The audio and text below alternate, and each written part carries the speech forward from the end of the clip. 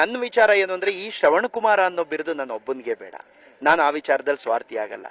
ಈ ಮಣ್ಣಲ್ಲಿ ಹುಟ್ಟಿರೋ ಪ್ರತಿಯೊಂದು ಮಕ್ಕಳು ಕೂಡ, ಪ್ರತಿಯೊಬ್ರು ಕೂಡ ಶ್ರವಣ್ ಕುಮಾರ್ ಆಗಬೇಕು. ಅಂದ್ರೆ 84,000 ಚಿಲ್ಲರೆ, ಅದು ಈಗ ಜನವರಿ 16, 2018ರಿಂದ.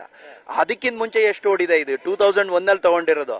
ಇವನ್ ನಾನು ಬೆಂಗಳೂರಲ್ಲಿ ಕಾರ್ಪೊರೇಟ್ ಟೀಮ್ ಲೀಡರ್ ಆಗಿದ್ದಾಗ್ಲೂ ಇದೇ ಸ್ಕೂಟರ್ ಯೂಸ್ ಮಾಡ್ತಿದ್ದೆ.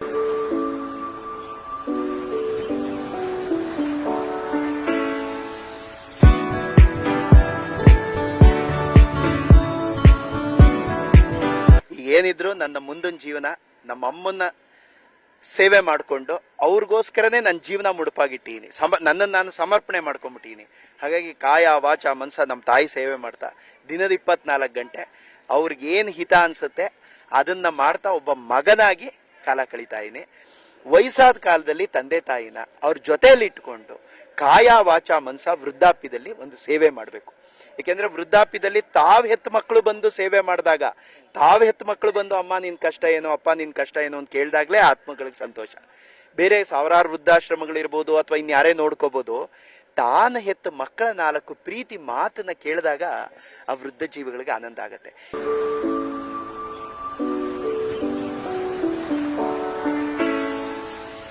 ಎರಡು 2018ರಿಂದ 2023 ಸತತ 5 ವರ್ಷಗಳ ಕಾಲ ತಮ್ಮ ತಾಯಿಯನ್ನ ದೇಶವನ್ನು ಸುತ್ತಿಸುವಂತಹ ಕೆಲಸವನ್ನ ಮಾಡಿದಂತಹ ಕಲಿಯುಗದ ಶ್ರವಣ ಕುಮಾರ ಇವತ್ತು ನಡು ರಸ್ತೆಯಲ್ಲಿ ಕೂಡ ನಮಗೆ ಸಿಕ್ಕಿರುವಂಥದ್ದು.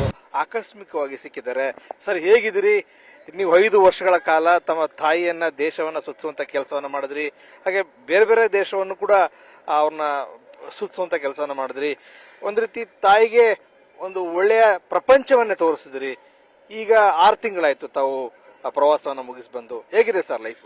ಮೊಟ್ಟ ಮೊದಲಿಗೆ ಪ್ರೆಸ್ ನ್ಯೂಸ್ನ ಚಾನಲ್ನ ಎಲ್ಲ ವೀಕ್ಷಕರಿಗೆ ಮತ್ತು ನಿಮಗೆ ಕ್ಯಾಮ್ರಾಮನ್ಗೆ ನಮಸ್ಕಾರ, ನನ್ನ ಮತ್ತು ನಮ್ಮ ತಾಯಿ ಕಡೆಯಿಂದ. ಚೆನ್ನಾಗಿದೆ ಸರ್, ಲೈಫ್ ತುಂಬ ಚೆನ್ನಾಗಿ ಹೋಗ್ತಾ ಇದೆ. ಡಿಸೆಂಬರ್ 13, 2023 ವಾಪಸ್ ಆದವು. ಎಲ್ಲ ಸಮಗ್ರ ಭಾರತ ಮತ್ತು ನೇಪಾಳ, ಭೂತಾನು, ಮಯನ್ಮಾರು ಈ ಎಲ್ಲ ದೇಶಗಳನ್ನ ಇದೇ ಸ್ಕೂಟ್ರಲ್ಲಿ 23 ವರ್ಷದಿಂದ ನಮ್ಮ ತಂದೆಯವರು ಕೊಡಿಸಿದಂಥ ಈ ಸ್ಕೂಟ್ರಲ್ಲಿ ನಮ್ಮ ತಾಯಿನ ಕೂರಿಸ್ಕೊಂಡು 84,382 ಕಿಲೋಮೀಟರ್ಗಳ ಯಶಸ್ವಿಯ ಯಾತ್ರೆಯನ್ನು ಮುಗಿಸ್ಕೊಂಡು ಈಗ ಮೈಸೂರಲ್ಲೇ ಇದ್ದೀನಿ.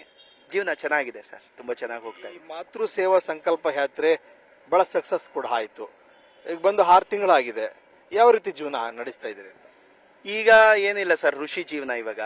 ಏಕೆಂದರೆ ಈಗ ನಾನು ಜನವರಿ 14, 2018 ರಿಸೈನ್ ಮಾಡಿದ ದಿನನೇ ಎಲ್ಲ ಕಾಮಕಾಂಚನಗಳು ತ್ಯಾಗ ಮಾಡಿಬಿಟ್ಟಿದ್ದೀನಿ. ಏನಿದ್ರು ನನ್ನ ಮುಂದಿನ ಜೀವನ ನಮ್ಮ ಅಮ್ಮನ್ನ ಸೇವೆ ಮಾಡಿಕೊಂಡು ಅವ್ರಿಗೋಸ್ಕರನೇ ನನ್ನ ಜೀವನ ಮುಡುಪಾಗಿಟ್ಟಿದ್ದೀನಿ. ನನ್ನನ್ನು ನಾನು ಸಮರ್ಪಣೆ ಮಾಡ್ಕೊಂಡ್ಬಿಟ್ಟಿದ್ದೀನಿ.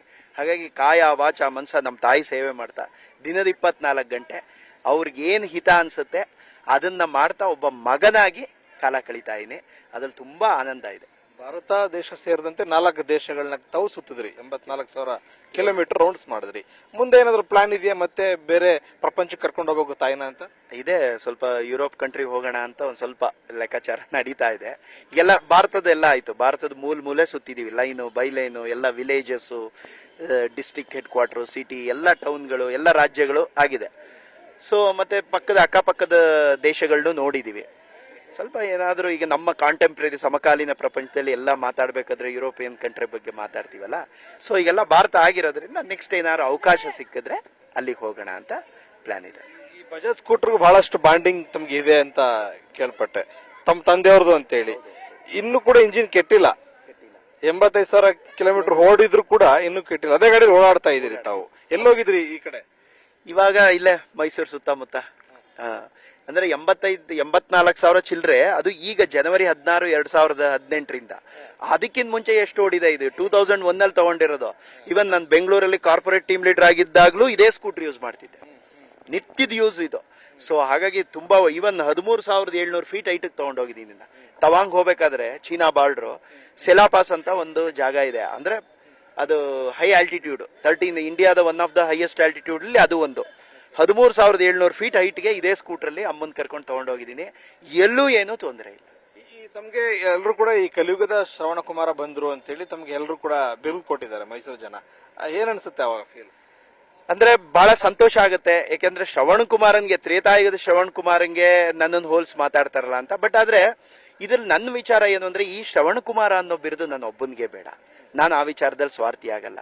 ಈ ಮಣ್ಣಲ್ಲಿ ಹುಟ್ಟಿರೋ ಪ್ರತಿಯೊಂದು ಮಕ್ಕಳು ಕೂಡ, ಪ್ರತಿಯೊಬ್ಬರು ಕೂಡ ಶ್ರವಣ್ ಕುಮಾರ್ ಆಗಬೇಕು. ಅರ್ಥಾತ್ ವಯಸ್ಸಾದ ಕಾಲದಲ್ಲಿ ತಂದೆ ತಾಯಿನ ಅವ್ರ ಜೊತೆಯಲ್ಲಿ ಇಟ್ಕೊಂಡು ಕಾಯ ವಾಚ ಮನಸ ವೃದ್ಧಾಪ್ಯದಲ್ಲಿ ಒಂದು ಸೇವೆ ಮಾಡಬೇಕು.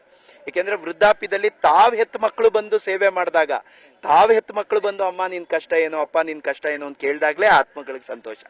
ಬೇರೆ ಸಾವಿರಾರು ವೃದ್ಧಾಶ್ರಮಗಳಿರ್ಬೋದು ಅಥವಾ ಇನ್ಯಾರೇ ನೋಡ್ಕೋಬಹುದು, ತಾನು ಹೆತ್ತ ಮಕ್ಕಳ 4 ಪ್ರೀತಿ ಮಾತನ್ನ ಕೇಳಿದಾಗ ಆ ವೃದ್ಧ ಜೀವಿಗಳಿಗೆ ಆನಂದ ಆಗುತ್ತೆ. ಇದರಿಂದ ನಾವು ಯಾವತ್ತೂ ನಮ್ಮ ತಂದೆ ತಾಯಿಗಳನ್ನ ವಂಚಿತರಾಗಿ ಮಾಡಬಾರ್ದು. ಯಾಕೆಂದ್ರೆ ಆ ವೃದ್ಧಾಪ್ಯದಲ್ಲಿ ಅವ್ರಿಗೊಂದು ಗೌರವ ತಂದ್ಕೊಡ್ಬೇಕು, ಘನತೆ ತಂದ್ಕೊಡ್ಬೇಕು. ಈ ಸಂಬಂಧಗಳಿಗೆ ಬೆಲೆ ಇಲ್ಲ ಅನ್ನುವಂತಹ ವಿಚಾರಗಳನ್ನ ತಾವು, ಸುದ್ದಿಗಳನ್ನ ತಾವು ಓದ್ತೀರಿ, ಅವಾಗ ಏನ್ ತರ ನಿಮ್ಗೆ ಫೀಲ್ ಆಗುತ್ತೆ ಸರ್? ಅಲ್ಲ, ನಿಜವಾಗ್ಲೂ ನೋವಾಗುತ್ತೆ. ಯಾಕೆಂದ್ರೆ ಈ ಪರಂಪರೆ ಉಳಿದಿರೋದೇ ಈ ಮೌಲ್ಯಗಳು, ಈ ಕೌಟುಂಬಿಕ ಮೌಲ್ಯಗಳು ಇದರಲ್ಲಿ ಪ್ರಧಾನವಾದ ಪಾತ್ರ ವಹಿಸುತ್ತೆ. ನಮ್ಮ ಪರಂಪರೆ ಶ್ರೇಷ್ಠ ಆಗೋದಕ್ಕೆ ಮತ್ತೆ ಇಲ್ಲಿವರೆಗೂ ಬಂದಿರೋದಕ್ಕೆ ಈ ಎಷ್ಟೋ ಶತಮಾನಗಳಿಂದ, ನಮ್ಮ ಪೂರ್ವ ಕಾಲದಿಂದ ಎಷ್ಟೋ ಋಷಿ ಮುನಿಗಳು ತಮ್ಮ ಅವತ್ತಿನ ಅವರೆಲ್ಲ they are very brilliant brains. ಅವರೆಲ್ಲ ಈ ಲೌಕಿಕ ತ್ಯಾಗ ಮಾಡಿ, ಪ್ರಯೋಗ ಮಾಡಿ, ಸಮಾಜದಲ್ಲಿ ಪ್ರಯೋಗ ಮಾಡಿ ಒಂದು ಮನುಷ್ಯ ಜೀವನ ಹೇಗಿರಬೇಕು, ಸಮಾಜ ಹೇಗಿರಬೇಕು, ಮನುಷ್ಯನ ಲೈಫ್ ಯಾವ ಥರ ಇರಬೇಕು, ಒಂದು ಸಾರ್ಥಕತೆ ಪಡ್ಕೋಬೇಕಾದ್ರೆ ಯಾವ್ಯಾವ ಹಂತಗಳನ್ನ ನಾವು ದಾಟಬೇಕು, ಇದನ್ನೆಲ್ಲ ಪ್ಲಾನ್ ಮಾಡಿರುವಂಥ ಸಂಸ್ಕೃತಿ. ಇದರಲ್ಲಿ ಕುಟುಂಬದ ಪಾತ್ರ ತುಂಬ ಇದೆ. ಜ್ಞಾನನ ಒಂದು ತಲೆಮಾರಿನಿಂದ ಇನ್ನೊಂದು ತಲೆಮಾರಿಗೆ ಅದನ್ನ ಸ್ಪ್ರೆಡ್ ಮಾಡಬೇಕಲ್ಲ, ಅದಕ್ಕೆ ಕುಟುಂಬದ ಪಾತ್ರ ತುಂಬ ಇದೆ. ಹಾಗಾಗಿ ವಯಸ್ಸಾದ ಕಾಲದಲ್ಲಿ ಅವಾಗೆಲ್ಲ ಕುಟುಂಬದಲ್ಲಿ ಇದ್ದಾಗ ಏನಾಗುತ್ತೆ, ವಯಸ್ಸಾದ ತಂದೆ ತಾಯಿಗಳಿಗೆ ಮನೇಲಿ ಯಾರಾದರೂ ಒಂದು, ಏಕೆಂದ್ರೆ ಯಾವತ್ತು ವಯಸ್ಸಾದ ತಂದೆ ತಾಯಿಗಳು ಬಾಲ್ಯದಲ್ಲಿ ನಾವು ತಂದೆ ತಾಯಿಯಿಂದ ಆಶ್ರಯದಲ್ಲಿರಬೇಕು. ವಯಸ್ಸಿನ ಕಾಲದಲ್ಲಿ ನಮ್ಮ ಯಾರು ಸಹಚಾರಿಣಿಗಳಿರ್ತಾರೆ, ಈಗ ಗಂಡಸಾದ್ರೆ ತನ್ನ ಹೆಂಡತಿ ಜೊತೆ, ಹೆಂಡತಿ ಆದ್ರೆ ಗಂಡನ ಜೊತೆ, ಅವ್ರು ವಯಸ್ಸಾದಾಗ ಅವ್ರ ವೃದ್ಧಾಪ್ಯದಲ್ಲಿ ಸ್ವಂತ ಮಕ್ಕಳುಗಳೇ ಕೇರ್ ಮಾಡಬೇಕು. ಅದು